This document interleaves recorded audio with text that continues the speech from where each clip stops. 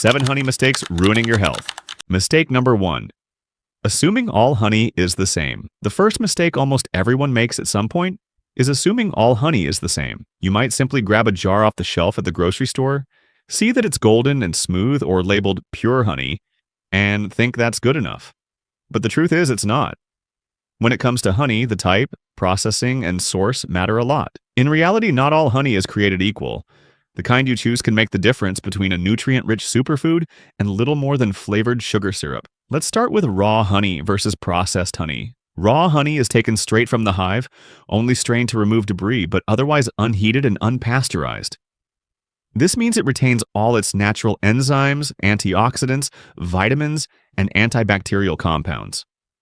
These are the things that give honey its healing properties, helping with sore throats, skin wounds, and even gut health. Conversely, processed honey is heated and filtered. This makes it smoother and shelf-stable. However, it also destroys much of what makes honey special. Enzymes like glucose oxidase, which create hydrogen peroxide for wound healing, are gone.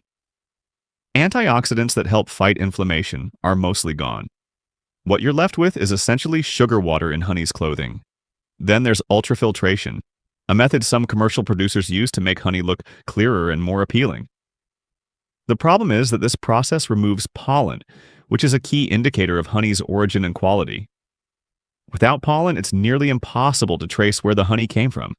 Worse, some honey labeled this way has been found to contain additives like corn syrup or rice syrup. That's not honey, that's fraud. Let's talk about varietals or types of honey based on the flowers bees visit. Manuka honey from New Zealand is perhaps the most famous for its strong antibacterial effects, especially for wound healing. Buckwheat honey, dark and rich, has been shown to be more effective than over-the-counter cough syrup in children. Wildflower honey may help with seasonal allergies if it's local to your area. Different honeys have different properties, flavor, color, and most importantly, nutritional content. So, when you assume all honey is the same, you miss out on these benefits. And for seniors, this matters more. Your body processes sugars differently. Your immune system can use the boost from raw enzymes. Your skin, your digestion, and your inflammation levels can all benefit from the right kind of honey. Mistake number 2. Using honey as a healthy sugar without limits. The second mistake sounds innocent but can subtly affect your health over time. It's using honey as a healthy sugar without limits. The common mindset is, honey is natural, it comes from bees, and it has vitamins, so it must be better than white sugar, and you can use as much as you want. Unfortunately, that's where the problem starts. While honey does have more nutrients than refined sugar, it's basically still sugar, and your body processes it in similar ways. Honey is roughly 80% sugar, mostly glucose and fructose.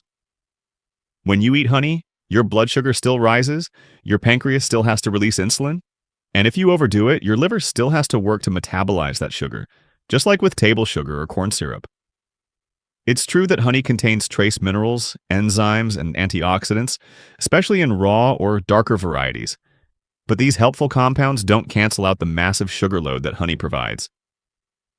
Especially for seniors whose insulin sensitivity may already be declining, using honey freely can contribute to weight gain, fatigue, and even increase the risk of developing type 2 diabetes. The core issue here is quantity. 1 or 2 teaspoons of honey a day can fit into a healthy lifestyle for most people.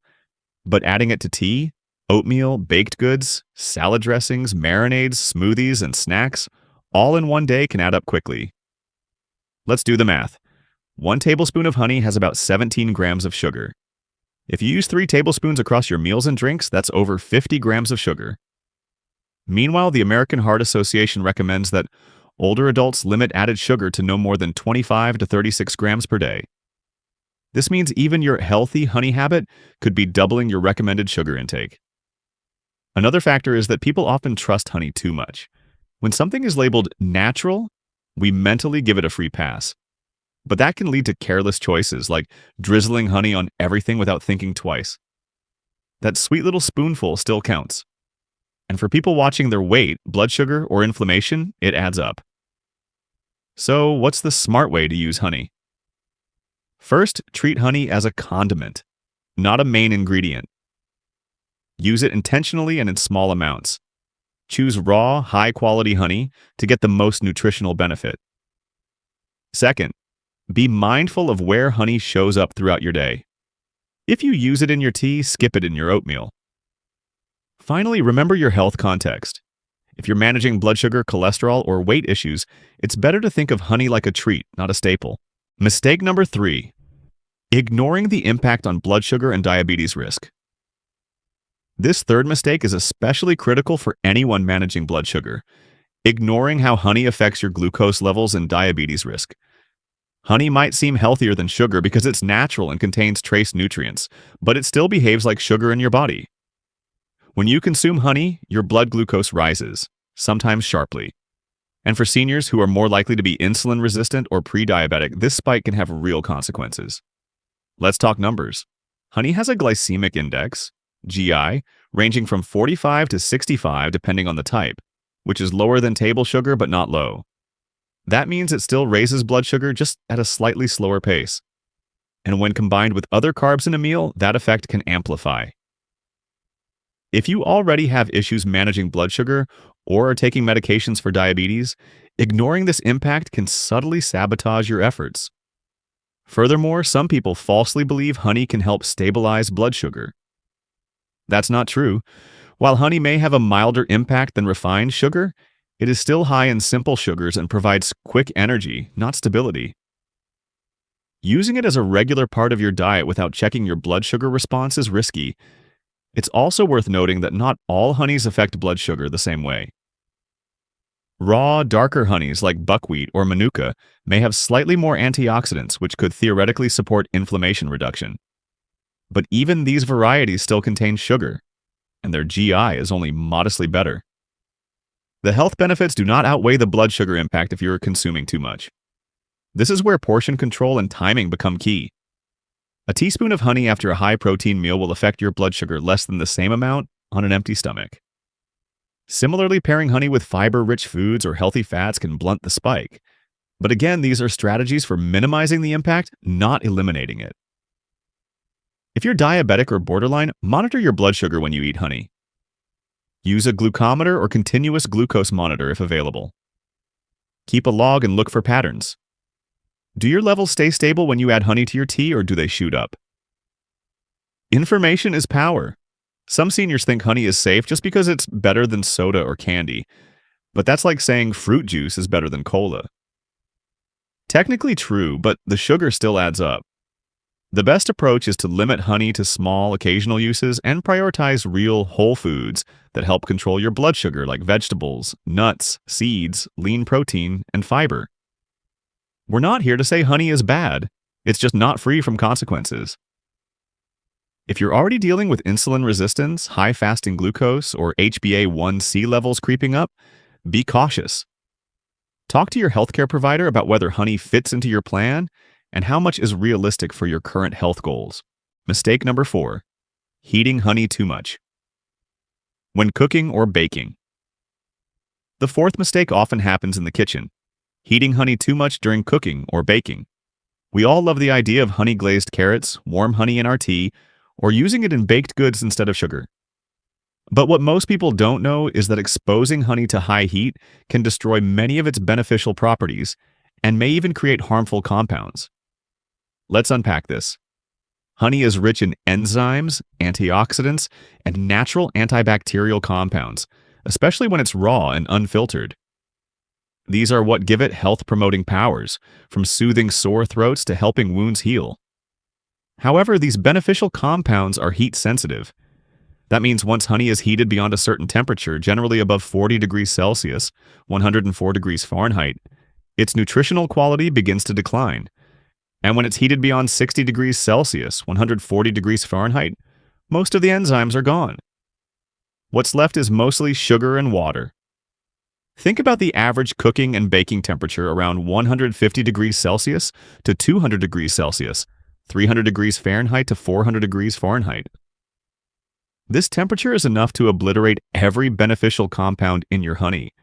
So if you're baking muffins or roasting vegetables at high heat with honey drizzled on top, you're not getting its health benefits. You're just sweetening your food with sugar in a golden disguise. And it's not just about losing benefits. There's a potential risk too. Heating honey to very high temperatures may produce hydroxymethylfurfuryl, HMF, a compound that forms when sugars are heated and broken down. HMF in small amounts isn't considered dangerous, but in large doses and with frequent exposure, it may contribute to toxicity and inflammation. This is why Ayurvedic and traditional medicine practices have long advised against heating honey. So what should you do instead? If you're cooking with honey, try adding it at the end of the process. For example, if you're making a warm oatmeal or a sauce, stir the honey in after the dish is off the heat. That way, it blends well and preserves more of its beneficial compounds.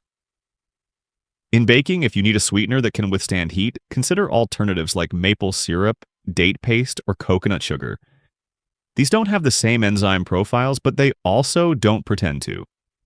Save honey for when it can be used raw, drizzled on yogurt, mixed into smoothies, or stirred into herbal tea once it's cooled to a drinkable temperature. Mistake number 5. Overlooking possible medication interactions.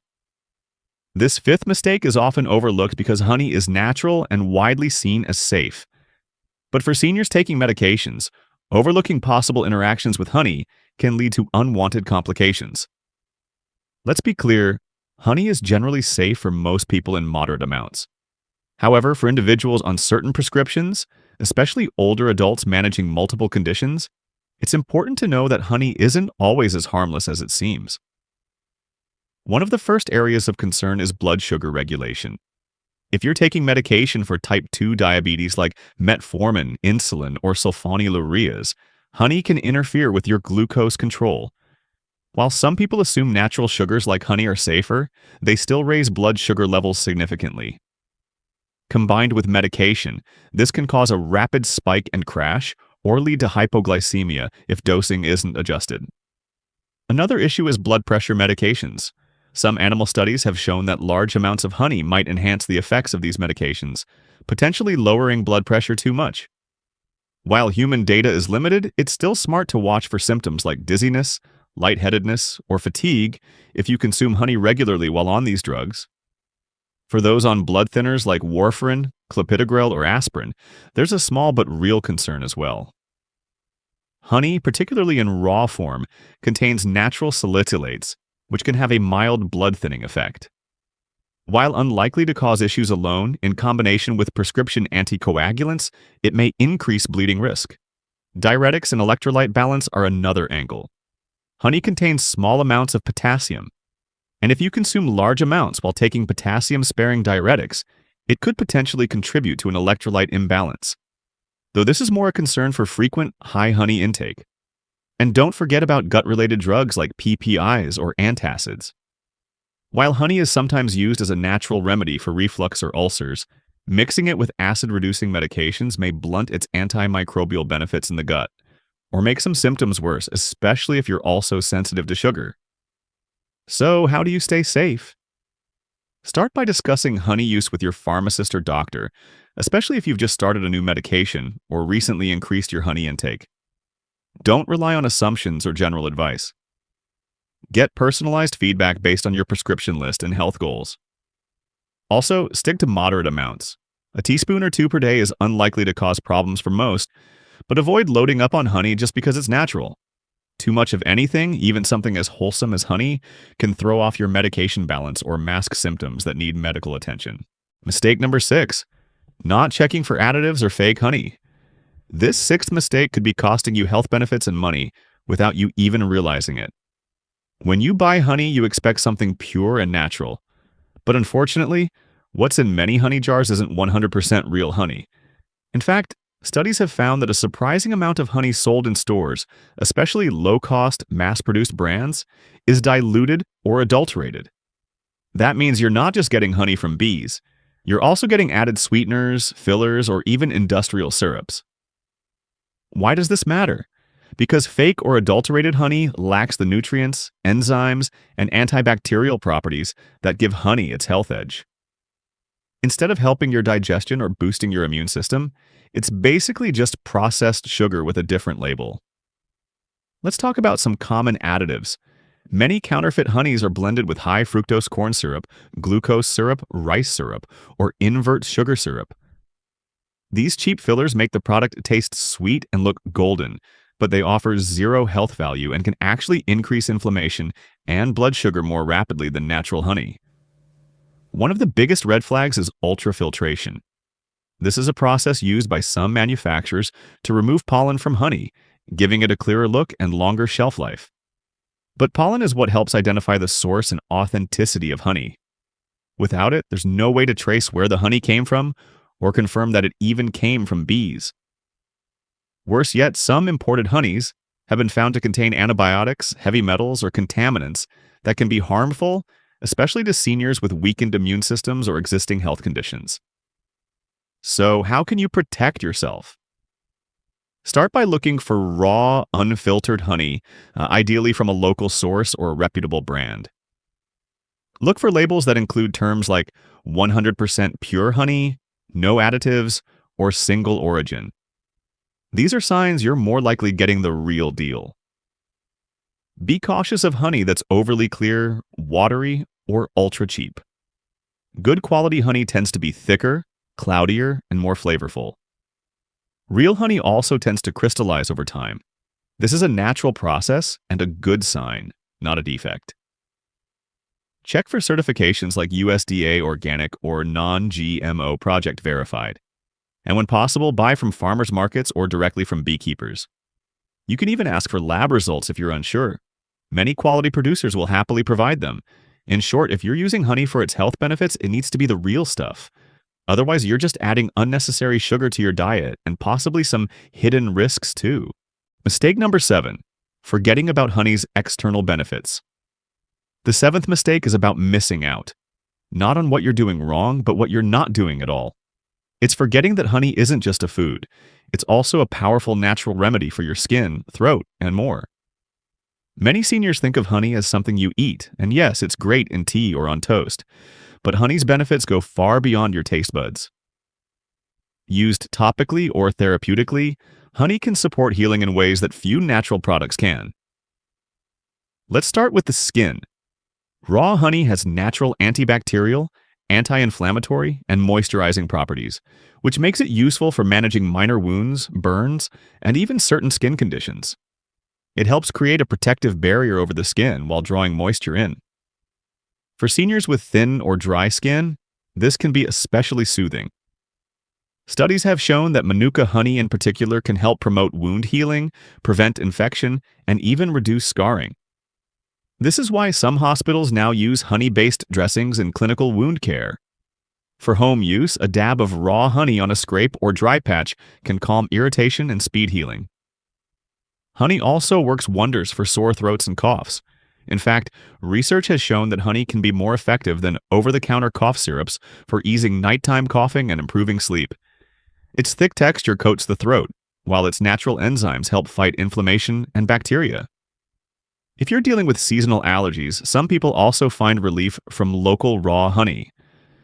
The idea is that small exposures to local pollen may help build tolerance over time, similar to how allergy shots work.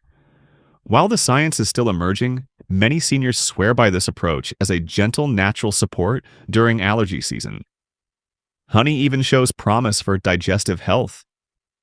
Taken on an empty stomach, it may help soothe acid reflux, support gut flora, and improve symptoms of indigestion. Just 1 teaspoon in warm, not hot water can offer relief without the side effects of acid blockers or antacids. The bottom line is, if you're only using honey in your diet, you're leaving a lot on the table. It's a versatile wellness tool, one that's been used for thousands of years for good reason, so don't just eat your honey. Use it on your skin, in your throat, or as a soothing tea base. When chosen carefully and used properly, honey can support your health inside and out. Our mission is to help you use food as a powerful tool for healthy aging. Honey is a great example of how small, informed choices can lead to significant results. If this video has helped you understand honey in a new light, please like and subscribe to our channel to receive more practical, science-backed tips for thriving after 50 every week. And if you know someone who regularly uses honey, please share this video with them. A single better choice could mean better sleep, improved digestion, or fewer blood sugar swings. We'd also love to hear from you. How do you use honey? Have you noticed any unexpected benefits? Please let us know in the comments below. Your story might inspire someone else to make a smarter decision too. Thank you for watching and for taking your health seriously. Keep learning, stay sweet, and we'll see you in the next video.